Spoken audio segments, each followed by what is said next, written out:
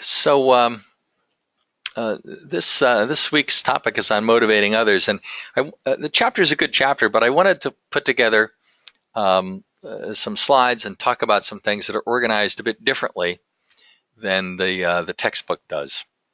And hopefully these some of these concepts will help you respond to some of the cases, and also kind of just broaden your way about thinking about this particular topic. So let me get started with something that you all have probably heard about, which is called Maslow's hierarchy of needs. And virtually all of you who took a psychology class at some point in your life, or an organizational behavior class, probably heard about Maslow. And a lot of people, it turns out, oddly enough, that that's the thing they remember about motivation. And so I want to be something, I won't go through Maslow's hierarchy of needs here, but I want to be really clear about something here. The research in work settings is not very supportive of Maslow's model. It just isn't. I understand that it's widely taught, but Maslow's model says there are 5 distinct needs. There's no evidence for that. Maslow's model says that only one of those needs tends to dominate at any one time. There's no clear evidence that supports that. And the concept of needs is kind of fuzzy to start with. And in the end, Maslow's model doesn't offer a lot of useful guidance to us about how to proceed in trying to help kind of create an environment where people are motivated. So we're not going to focus on that today. Instead, we want to kind of present some different views of things to you. Okay? And there are a number of very carefully researched models, literally with over 1,000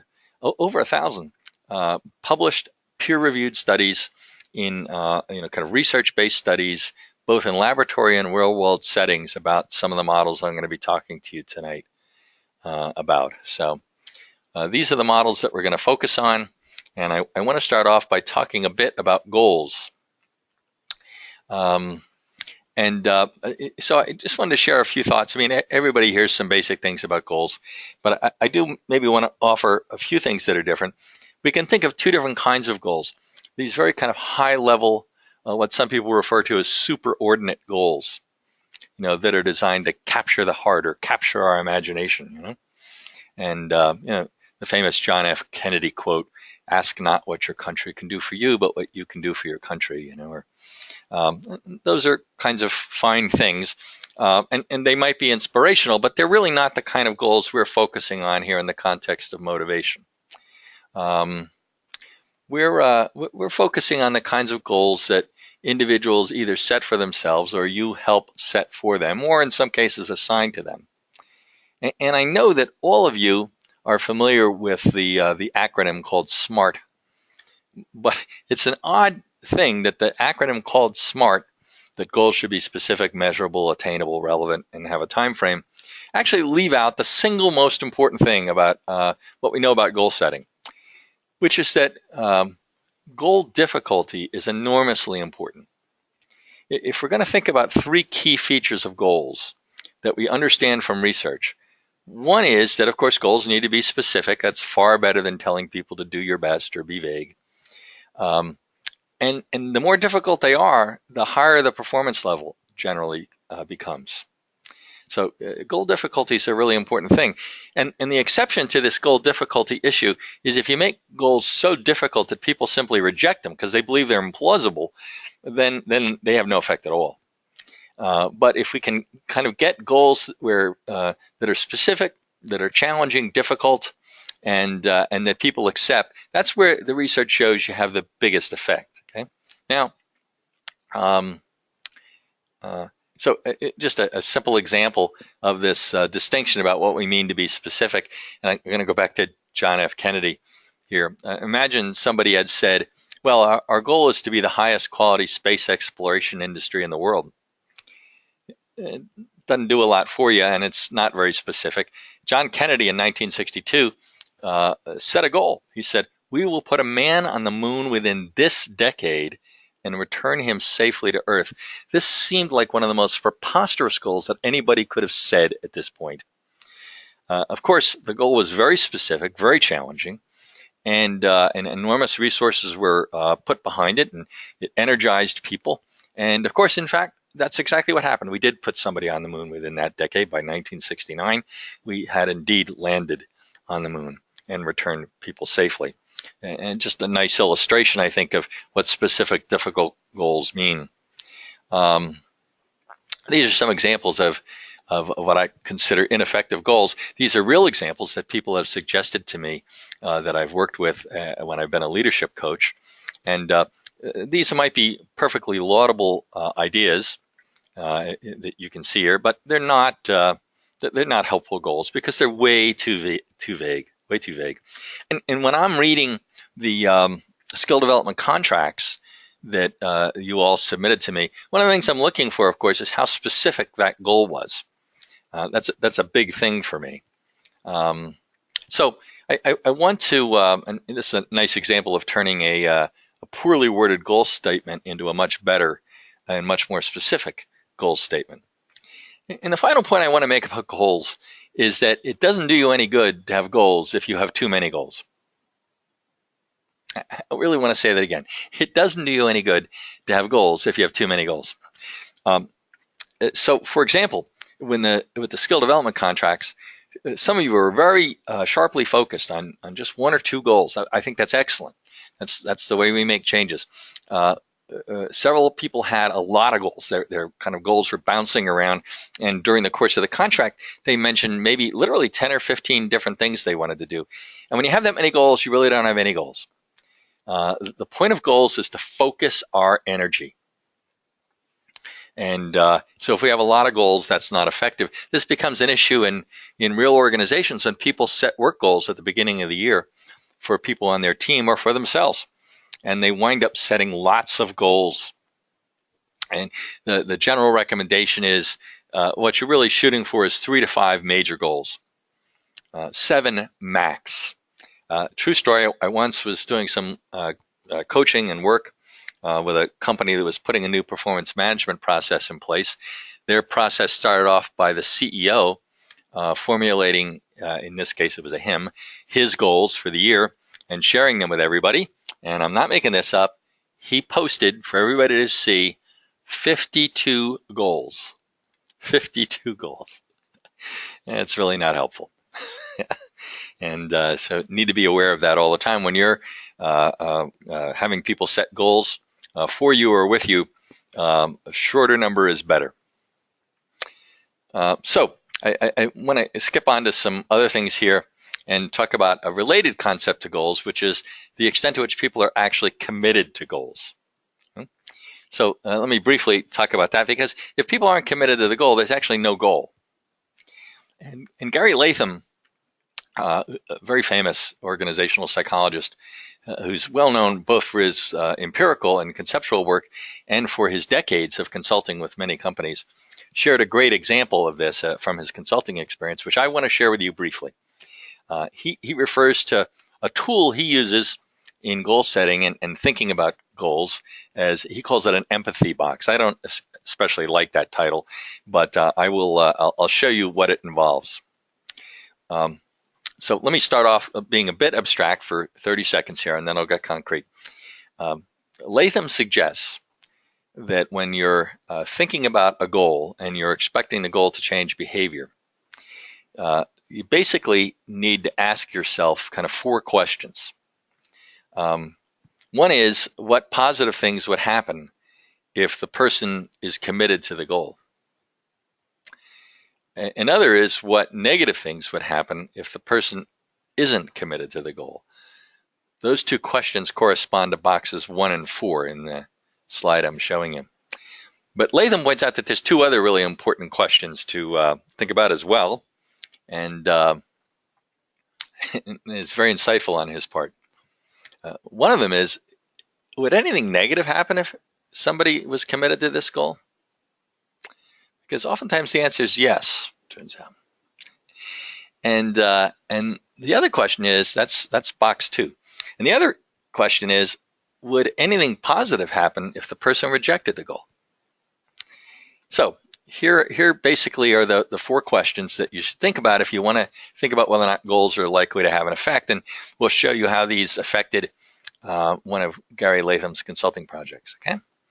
So what positive outcomes do you expect if somebody accepted the goal? But are there any negative outcomes that you might expect if somebody accepted the goal? What positive outcomes might you expect if somebody rejected the goal? Or could there be any? Often there are, it turns out. And what negative outcomes would you expect from rejecting the goal? So understanding those things is really important. By the way, you might say, are there any positive outcomes that you expect from rejecting the goal? I remember when I was about 23 years old, I was working in a factory in the second shift, 4 in the afternoon to midnight. And I like jazz music a lot. And one night it turned out that the legendary Count Basie Orchestra, with Count Basie, the Count was still alive then, was going to be playing in my area about 8 o'clock on a weeknight. I was, of course, scheduled to be at work. And I actually devised what was a kind of a stupid plan, which is I drove into work at 4 o'clock. And then I figured what I'd do around 6 is I'd tell the boss that I'm feeling sick and I need to leave. And then I'd go and see the Basie band. Turns out that a couple of other people called in sick as well. So the boss was really upset that I wanted to leave. And I kept saying, I'm really sick. I got to go. I can't stay. And the boss said, listen, if you leave right now, I don't know what's going to happen to you. In essence, if you leave now, you're rejecting my goal. And the question was, would anything positive come if I rejected his goal? And I was 23 and I didn't care about the job. And the bottom line is, yeah, there was something positive that would come if I rejected the goal. And that was seeing the Count Basie band, which I did. And it was a great concert and fantastic, Al Gray and all these great musicians, Butch Miles. It was fantastic. And by the way, nothing negative happened to me at all. So just getting to think about things from the employee's perspective is helpful. So here's the example that Latham used about commitment and goals. He was consulting with a company that had been experiencing massive theft. This was a company that was in the construction and mining industry.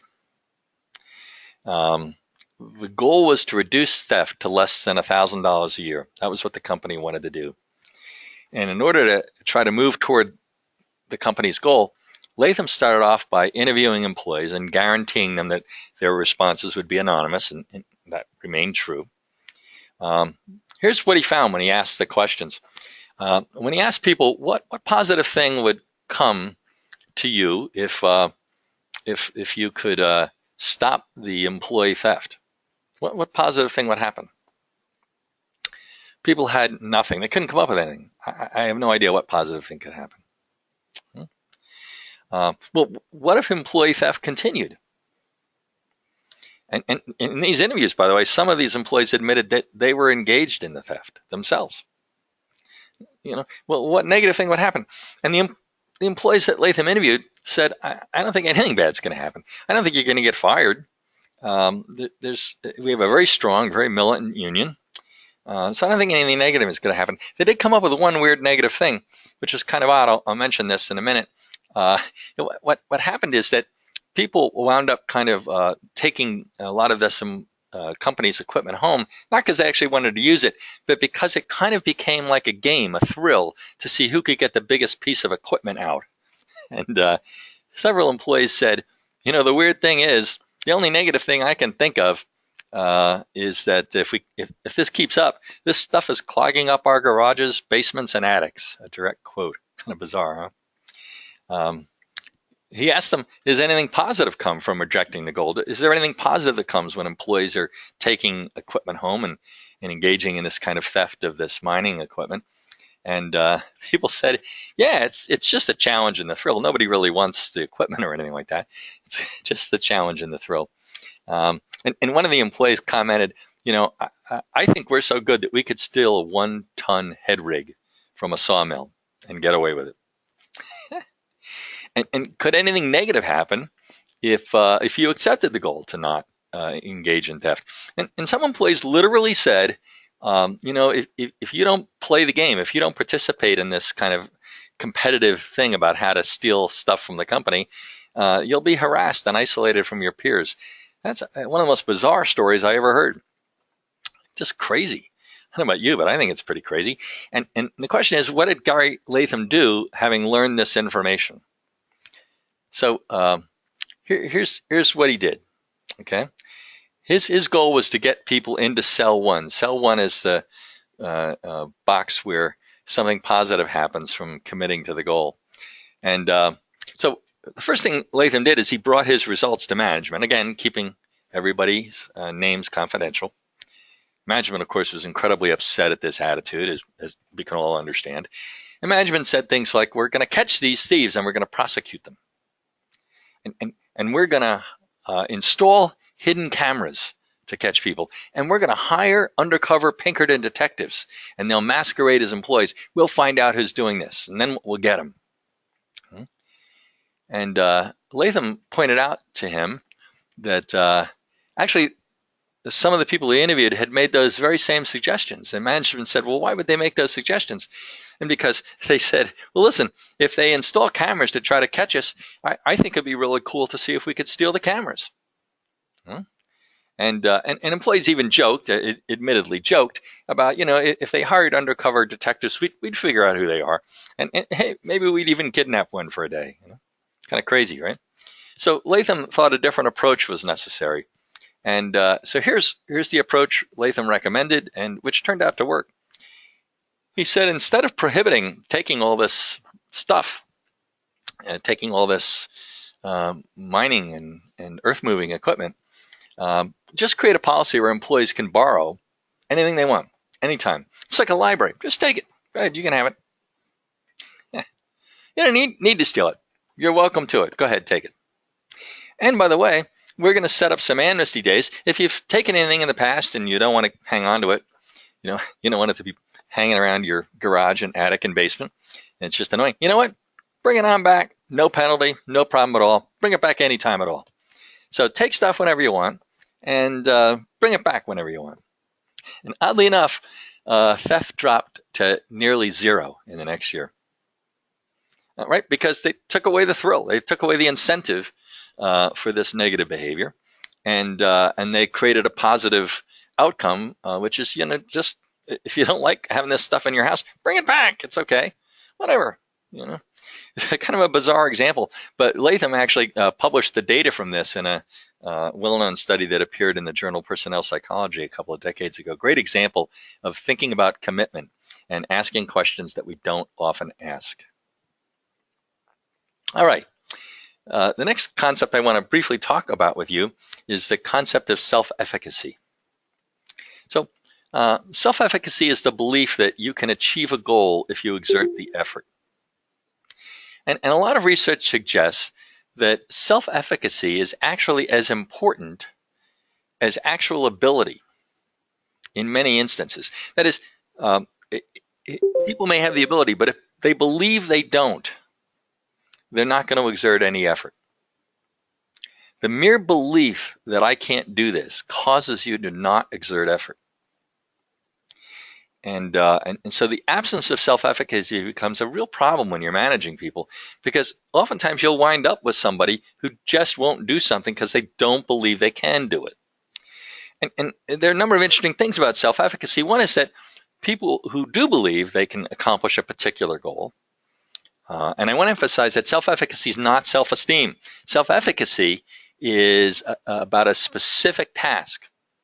So I have self-efficacy about some kinds of tasks. I have high self-efficacy, for example, about statistics and regression analyses, multivariate analyses, structural equation modeling. I have high self-efficacy about that. I have no self-efficacy whatsoever about my ability to fix my car. So self-efficacy is task-specific. But people who have high self-efficacy in a particular domain, they set more challenging goals.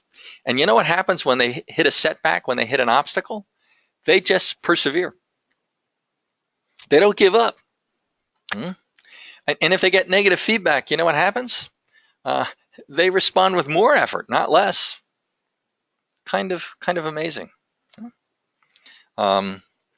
So how do you increase somebody's sense of self-efficacy? And managers can do this. And one of the best ways you can do it is to take large, complicated tasks And instead of giving an employee this large, complicated task to complete, which challenges his or her sense of self-efficacy, instead, give them only one part of the task at a time. Kind of let them focus on small wins. And start off with a relatively easy task. And when they accomplish that, then give them something that's just a little bit more difficult. And when they accomplish that, give them something just a little bit more difficult. This is I've seen savvy managers do this, and this really enhances the sense of mastery over time. And again, I'll share you an example from my consulting experience. This hopefully will illustrate the point. I was doing some leadership coaching with a guy at a very large global pharmaceutical company a number of years ago. He had just inherited a group of people that he would now have to manage. And all these folks that he was now going to be managing were bench chemists. So they were, when you think about a bench chemist, the bench chemist is the person who does what you think. When you think of a chem lab, that's where the bench chemists are, you know. And one of the women in there was a very competent bench chemist, but relatively reserved and had been there for years and had never really gone to take on something new and different. But after his conversations with her, he felt she had a lot more potential. So he started off by saying, could you do me a favor and help me? Every 2 weeks he had a meeting with his team. I said, could you just help me put together the PowerPoint slides for my meetings? And we'll work together, but if you could just help me do that, that'd be great. And she said, oh yeah, I could probably do that. So she did that. And then after a few weeks of that, he said to her, listen, you put these particular slides together, slides 7 through 15, and you know as much about them as I do. Could you do me a favor and actually just kind of walk people through those slides at our next meeting rather than have me do it? And of course, initially she was kind of hesitant and reserved, but she knew it, and so and he coached her and helped her, and she did it, and got some positive feedback about it. And then he said, listen, I have to put together PowerPoint slides, not only for our meeting, but I got to put them together for the meetings I have with my VP, with my vice president, where I report on all of my organizations, not just this one, but all the people who report to me. And I have some stuff I want to present to the VP in the upcoming meeting. I'm wondering if you could help me put together those slides. And so they did.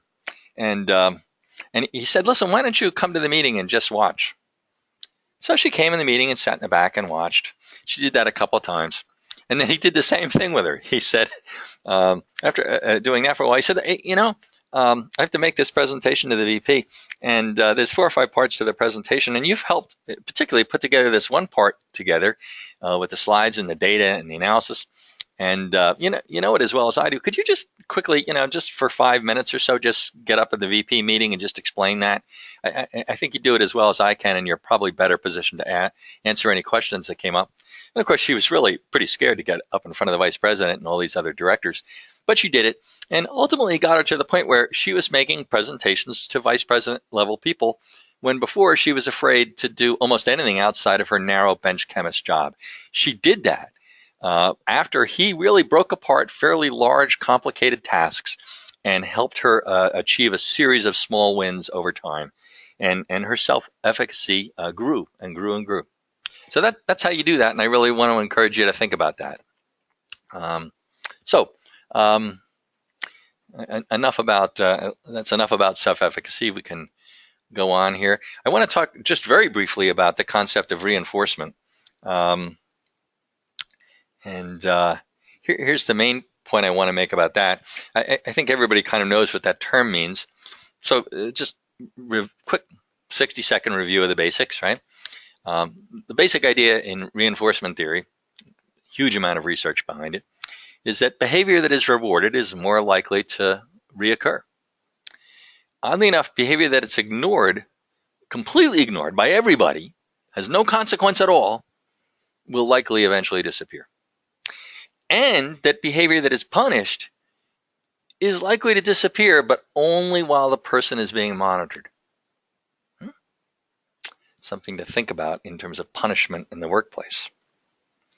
So the key thing in reinforcement, and where a lot of managers I think mess up, is they presume that they know what is rewarding to somebody else. they don't actually know what's rewarding to somebody else. I can remember years ago I was doing some consulting work at a company that made computer chips, and they they had this kind of employee of the month thing, and it was a weird thing. And as part of the employee of the month, you get this little plaque, which some people could care less about, and on top of that, you got to have lunch with the vice president.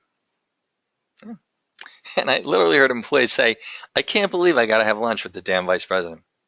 I have to give up my lunch, and now I got to eat with the vice president. This is going to be incredibly annoying and awkward. It's not going to be relaxing. It's really frustrating." The company thought having lunch with the vice president would be a reward, and it was to some people, but it wasn't to others. So the key thing is you got to know what's rewarding to the person. As yet another example, when I was at AT&T years ago, and I was managing a team of people, one of the project managers who was reporting to me was just terrific. She was a second level manager. A very good job, so she managed other people, and just a terrifically talented person. One of those people you love to have working for you. Bright, very proactive, brought you solutions, not problems, always on top of the game. Just terrific stuff. And it turns out that several times in the past, I learned, she'd been offered a promotion to third level management. That's the level I was at. And third level management was a very hard level to get to. That was a big promotion. And she'd been offered these promotions at least twice, and she had turned them down. And she was very deserving and very competent. And why'd she turn them down? And it wasn't because she lacked self-efficacy. It was because she did not value a promotion to third level as rewarding. Her view was it was just more work. And yeah, she'd make more money, but her view was, listen, I already make a really good salary. My husband makes a really good salary. The two of us together make a very, very nice living. We have a young child. We don't have to kill ourselves. We're not here at crazy hours. And third level would mean more work, more responsibility. The extra money and status would mean nothing to me, but it would damage my personal life and my family life. Again, offering the promotion was not rewarding, so it wouldn't have been a reinforcement. You got to know what's rewarding to somebody. As a final example, I was doing some work when I was working in a corporation on a project that was outside of my normal job responsibilities. It had taken a lot of my time over several months, and it was all extra. It was interesting, but it was extra. And the work was for somebody who was kind of an executive level employee. He was a couple of levels above me, and I liked him a lot. He was very good. And so one Friday I left work, as I always do, and I always leave my desk very neat and clean. And I opened my office door on Monday, and my desk was neat and clean, except that there was an envelope on it. And so I opened the envelope, and it had my name written on it. So I opened it up, and it's a handwritten note. And the handwritten note was from the executive. And I can't tell you word for word what it said, but essentially what it said was something like this. Jim, I know you've been putting in a lot of hours on this, and I'm very appreciative of your contributions. I know it's taken away some family time. I want to say thank you. As a small way of saying thank you, do me a favor and take your wife out to a great restaurant. Pick the best one you can find. Have a great meal. Order a wonderful, magnificent bottle of wine. Have a fantastic evening, and then send me the bill. Thanks a lot, John. And it was perfect because he recognized not only that going to a really upscale, wonderful restaurant would be a great experience for me, but that it would be great for my wife. And my wife would get something out of the fact that I'd been working this hard and that had taken away time from her. And here he was giving me a reward that would include her as well. He understood what was reinforcing for me. Don't assume what we know, what is reinforcing for each employee. So that's a kind of key takeaway message from that. And my final kind of key takeaway message here is about reinforcement, is that humans are different than rats. So it turns out that rats only respond to a reinforcement if the rat receives the reinforcement. But humans aren't like that. Humans respond to reinforcements that they see other people get. This is called observational or social learning. So if we see somebody else who is reinforced for doing something, we become more likely to do it ourselves, even though we have never been yet rewarded for it. This again points to the power of supervisors as role models, because in the end, we see what other people are being reinforced for. And so what you're reinforcing other people for becomes really powerful. And it's not just affecting that person, it's affecting everybody. Again, there are problems here with punishment. You can read about those, but I won't take the time to talk about those. I'm not going to talk about feedback tonight because that's going to be one of our topics for next week. There's two other things I do want to talk about tonight, and one is called equity. It's something that's not talked about much in the book, but I think it's an important concept, and I think it will be relevant to certainly one of the cases that's in the homework for this week. So if I ask you, are you paid fairly? You might wonder, how do people go about answering that question? How do people, and researchers understand this, economists understand how they do this. And it's not done by merely looking at your own pay. And it's not done by merely looking at your own pay and comparing it to the amount of effort or talent you bring to the job. It's more complicated than that, not way more. But here's the idea. We think about the outcomes we get from our work: pay, benefits, recognition, job security, job satisfaction, etc.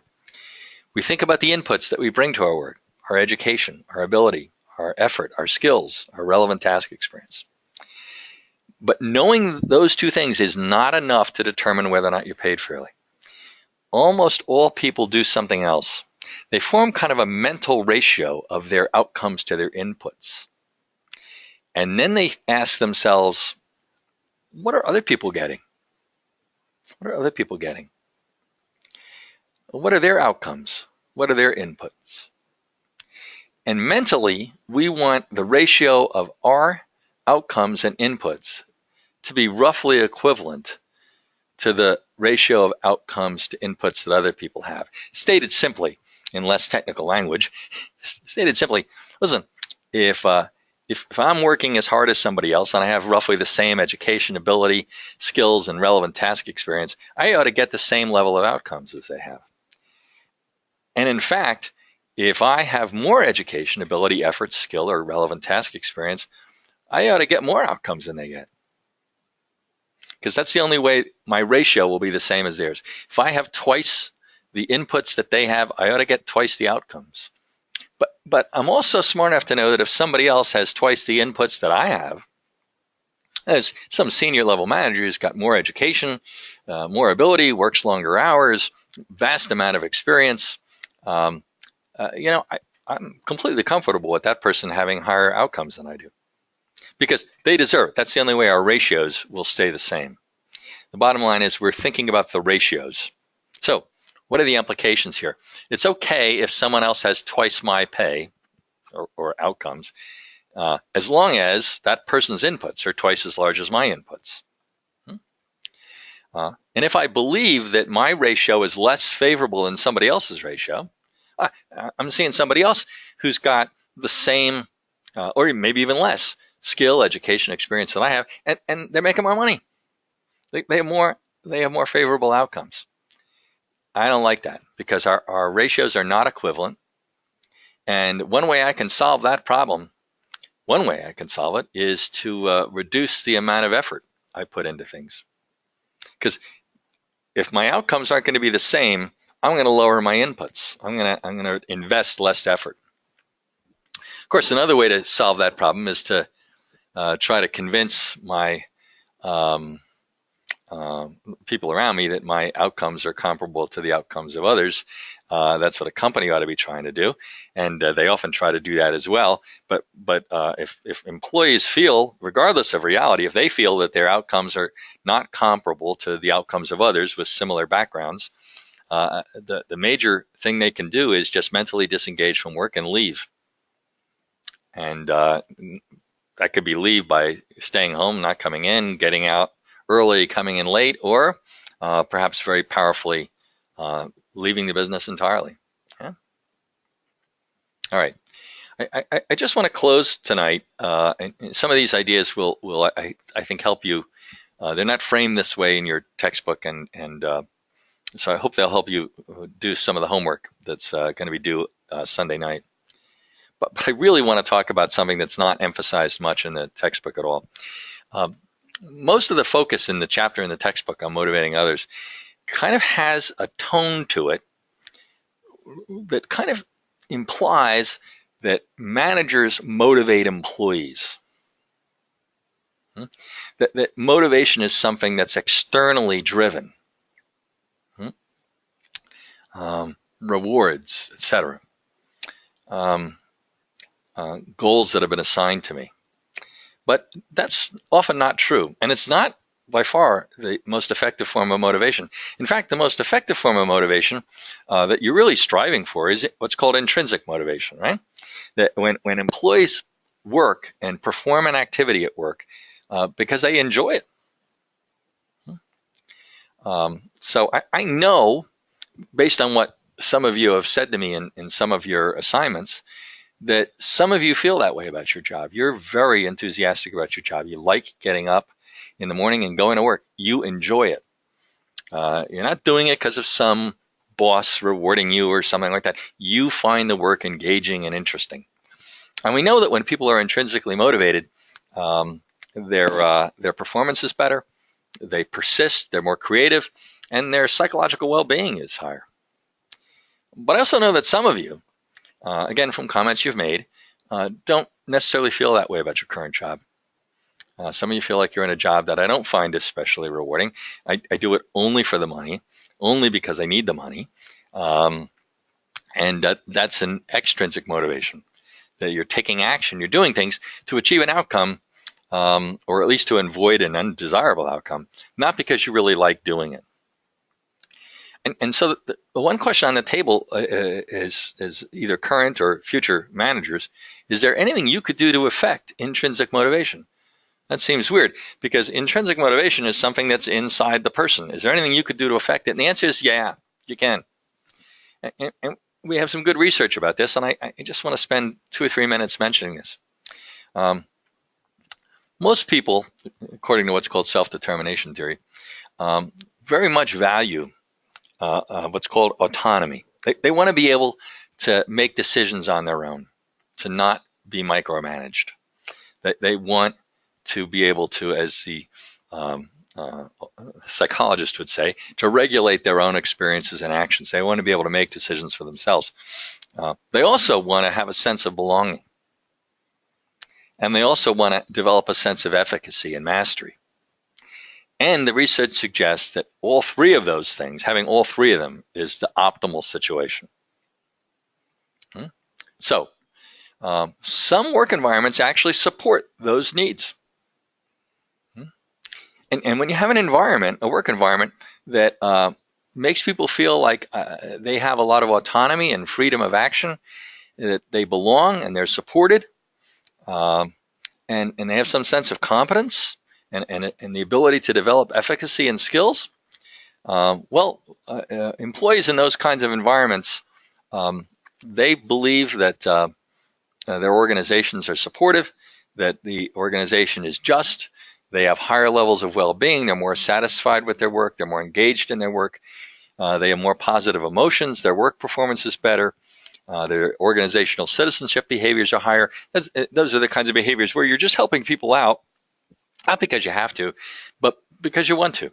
It's not part of your job description.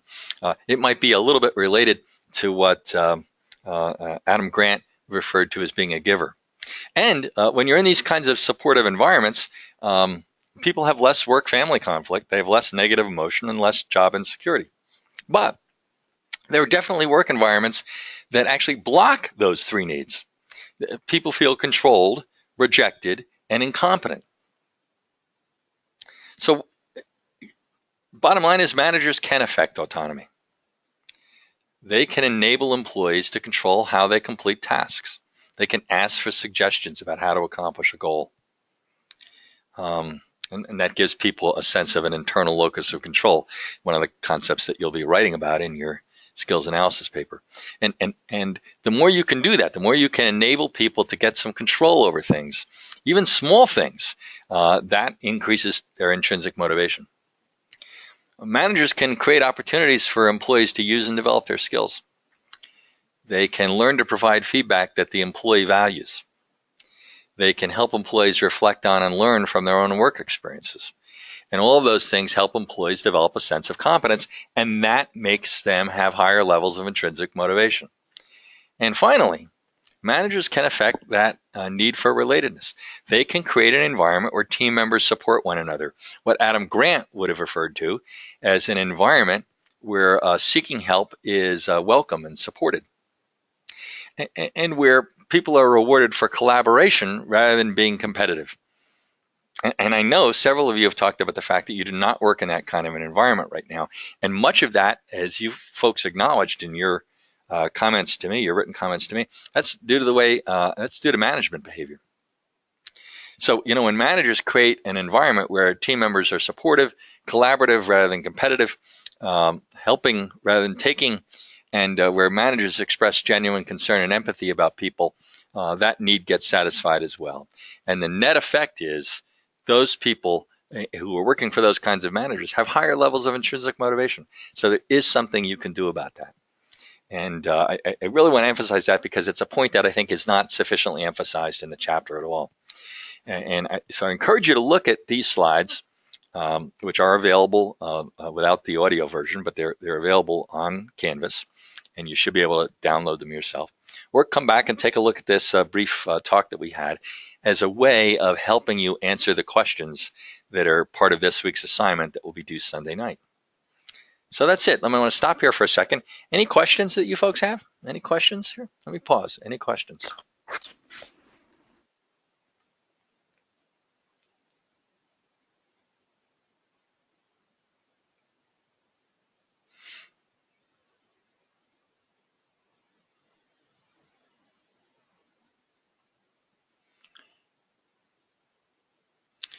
Well, if you do have any questions, I want to encourage you to get in touch with me in between now and the end of the week, or even try to get to me on the weekend if you want. I have my girlfriend's son is getting married this weekend, so it's a little bit of a crazy weekend for me.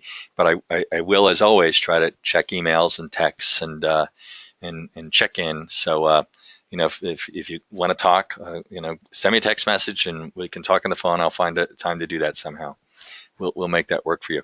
And I finally just want to conclude this very brief session of where I try to present some ideas that I think are a little different than what you'll see in the textbook by just asking you a simple kind of question here. And it's just a simple poll. Again, I won't know what any one of you said, but I just kind of get the general response. So please do me a favor and simply respond to this poll and just take a second to do that. And after you do that, then we can move forward. But if everybody could just take a minute to do that, that'd be very helpful. Okay.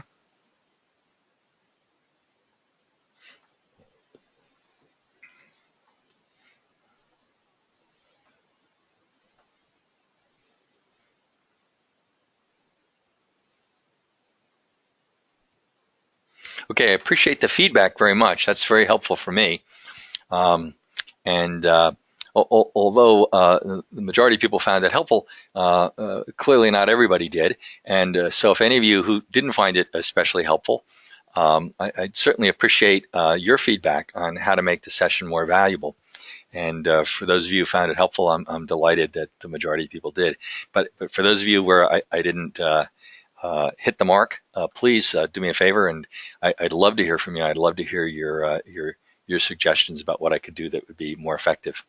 So I thank you for your time. I hope you enjoy the evening. I look forward to getting your skill analysis papers on Friday. And again, it will take, those are very long papers, so it takes me a while to read them all and get back to you.